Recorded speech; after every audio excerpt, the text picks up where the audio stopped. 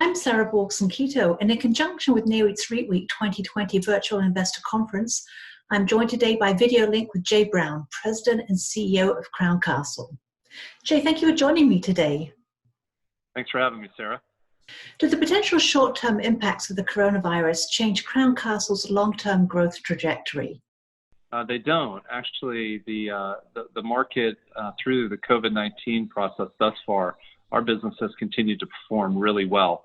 Our service and the infrastructure that we provide is really an essential service, and all of us as consumers are relying more heavily on these networks today than we were even a few months ago.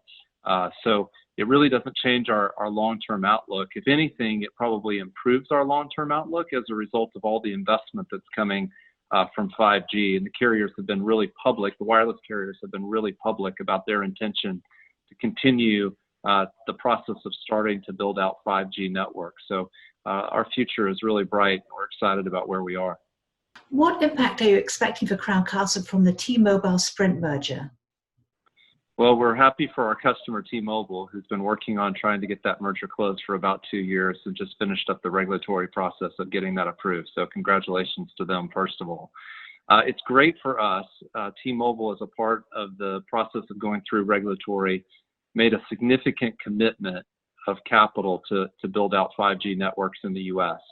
And our infrastructure will benefit significantly as they go about meeting that requirement and that build out over the coming years. So it's not just a near-term process that will be done all in this year or even in next year, but it's really a long, multi-year investment cycle that will benefit us and our infrastructure over time as they build out those networks.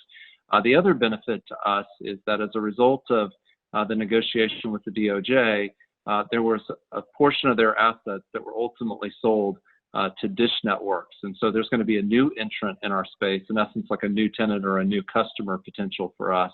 The combination of both the T-Mobile work that's going to be done and the Dish is a great uplift to our long-term expected revenue growth. What potential do you see for Crown Castle when it comes to the development of edge networks? Yeah, at the moment, it's not a material impact to us, but over the long term, as 5G networks are deployed and the amount of data that is pushed across the wireless networks, the edge becomes really important. Long term, it becomes important in terms of the amount of compute power that's put at the edge of the network, which reduces the amount of data traffic that goes all the way back to central offices and therefore is able to increase the speed and reduce the congestion in the network. In the near term, the real savings is going to be, there are savings around latency and some of the congestion in the network, but the real savings in the near term is a reduction in the cost to folks who are trying to push data traffic all the way to the edge of the network. And the fact that things won't have to be redundantly sent across the network is a near-term reduction in cost for our carriers and for other customers who want to use the infrastructure. So there's in the near term a cost savings. In the long term, there's a speed improvement and really a quality of network improvement as congestion comes down. And we think our assets are well positioned for what that opportunity is. The edge of the network, as is often called, is really the tower infrastructure and small cells. So the infrastructure that we own is the very edge of the network. And so it makes sense for us to be able to use our infrastructure to house what's commonly referred to as the edge data centers. Our real estate becomes a logical place for that infrastructure to be put. More broadly, how will the pandemic change demand for real estate in your sector? You know, I really only have purview to our industry and the demand from the wireless carriers.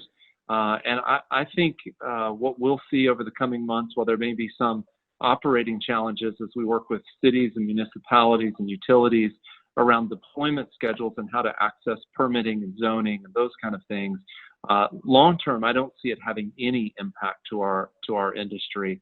Our carrier customers are healthy. They have significant capital budgets to be able to continue to deploy infrastructure, and those in our space are well capitalized, good balance sheets, and well positioned to capture future growth. So I think at least our segment of the industry is going to fare really well through COVID. Jay, thanks again for joining me. Thanks for having me, Sarah. And for more news and analysis on REITs and listed real estate, be sure to visit NAREIT's website, REIT.com.